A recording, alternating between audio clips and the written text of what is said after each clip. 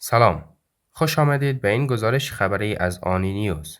سرخط خبرها: ادعای وال استریت جورنال و پاسخ صریح دبیر شورای عالی امنیت ملی ایران. شاهکارهای ارتش ایران در مقابله با جنگ آمریکایی اسرائیلی علیه ایران و گزارش‌ها از حمله هوایی آمریکا و اسرائیل به ساختمان مجلس. دبیر شورای عالی امنیت ملی در واکنش به خبرسازی رسانه وال استریت جورنال تاکید کرد ما هیچ گونه مذاکره‌ای با آمریکا نخواهیم داشت. علی لاریجانی دبیر شورای عالی امنیت ملی با انتشار متنی در فضای مجازی تاکید کرد ترامپ با آرزوهای واهی منطقه را با آشوب کشاند و حالا نگران تلفات بیشتر نیروهای آمریکایی است. در ادامه این متن آمده است وی با عملکرد متوهمانه شعار خود ساخته اول آمریکا را به اول اسرائیل تبدیل کرد و سربازان آمریکایی را فدای قدرت طلبی اسرائیل نمود و با دروغ پردازی های جدید بار دیگر هزینه کیش شخصیت خود را به سربازان خانوارهای آمریکایی تحمیل می کند. لاریجانی عنوان کرد امروز ملت ایران در حال دفاع از خود است. نیروهای مسلح ایران تهاجم را آغاز نکردند. دبیر شورای عالی امنیت ملی تاکید کرد ما هیچ گونه مذاکره‌ای با آمریکا نخواهیم داشت.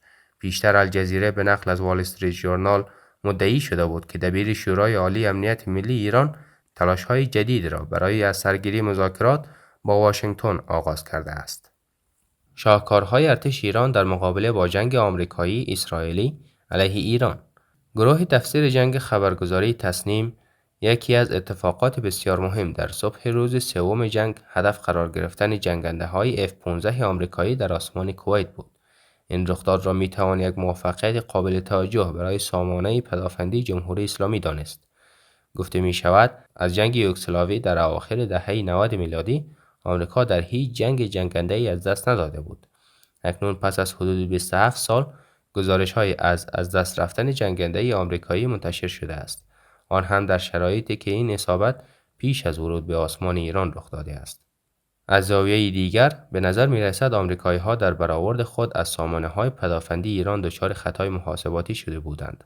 تصور غالب این بود که پدافند ایران مشابه الگوی جنگ 12 روزه عمل خواهد کرد، اما عملکرد فعلی نشان می دهد سازوکارها دچار تغییر شده است. تجربیات آن جنگ طی ماه‌های اخیر به کار گرفته شده و تجهیزات و تاکتیک‌های جدیدی برای مقابله با هواگردهای دشمن آماده شدند که اکنون نشانه‌های کارآمدی آنها دیده می شود. در کنار این موضوع تحولات مربوط به نیروی هوایی ارتش جمهوری اسلامی نیز قابل توجه است. پس از جنگ 12 روزه برخی تصور می‌کردند توان تهاجمی نیروی هوایی به شدت تضعیف شده است، اما در روز دوم جنگ عملیات موفق بمباران پایگاه‌های آمریکایی در اقلیم کردستان عراق نشان داد که این ارزیابی دقیق نبوده و نیروی هوایی همچنان قادر به اجرای عملیات تهاجمی مؤثر است. این در حالی است که از ابتدای جنگ آمریکا و اسرائیل تلاش داشتند پایگاه‌های هوایی ایران را هدف قرار دهند تا نیروی هوایی را از چرخه عملیات خارج کنند. با این حال اجرای این عملیات نشان داد توان تهاجمی نیروی هوایی ارتش همچنان فعال و قابل اتکا است. در حوزه انتخاب اهداف نیز به نظر می رسد نسبت به گذشته دقت بیشتری اعمال شده است. از همان روزهای ابتدایی تمرکز بر مراکز حساس و زیرساخت‌های راهبردی دیده می شود، از جمله مراکز مرتبط با صنایع دفاعی که هم هدف قرار گرفتند و هم اصابت‌های موفق گزارش شده است. برخی اهداف شاخص از جمله مراکز زیرزمینی و پایگاه‌های محرمانه مرتبط با نگهداری یا توسعه تسلیحات پیشرفته در صورت از کار رفتن می‌توانند بر تاب آوری نظامی اسرائیل تأثیر قابل توجهی بگذارند.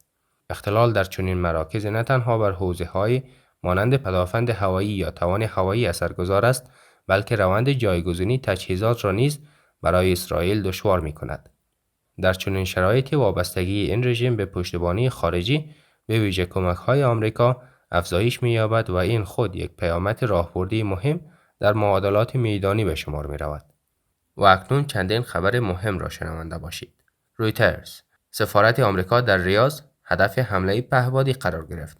به گزارش رویترز سفارت آمریکا در ریاض پایتخت عربستان سعودی بامداد سه‌شنبه هدف حمله پهپادی قرار گرفت.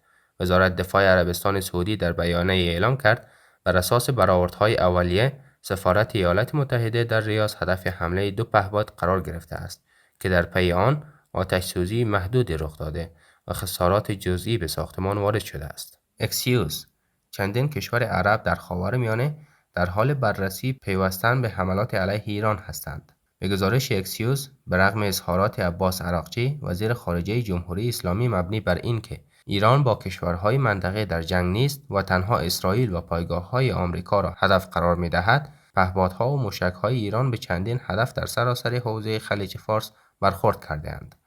به گفته منابع عرب، همین شکاف میان مواضع و عمل جمهوری اسلامی چندین کشور منطقه را به بررسی پیوستن به جنگ و اقدام تلافی جویانه مستقیم علیه ایران سوق می‌دهد. CNN: آمریکا در حال تدارک برای افزایش چشمگیری حملات به ایران در 24 ساعت آینده است. CNN عصر دوشنبه به نقل از یک مقام ارشد آمریکایی اعلام کرد که ایالات متحده در حال آماده‌سازی برای افزایش چشمگیری حملات به ایران در 24 ساعت آینده است. به گفته این مقام، بنابر ارزیابی آمریکا، دور نخست حملات به هدف خود یعنی تضعیف توان پدافند ایران دست یافته است و مرحله بعدی به شدت بر نابودی تأسیسات تولید موشک، پهپادها و توان دریایی ایران متمرکز خواهد بود. این مقام ارشد آمریکایی گفت که ذخایر موشک ایالات متحده به ویژه موشک‌های تاماهاوک و رهگیری‌های SM-3 در حال افزایش است. ارتش اسرائیل: مجتمع صدا و سیمای جمهوری اسلامی را هدف قرار دادیم. ارتش اسرائیل شامگاه دوشنبه طی بیانیه‌ای اعلام کرد که مجتمع صدا و سیمای جمهوری اسلامی ایران را هدف قرار داده است.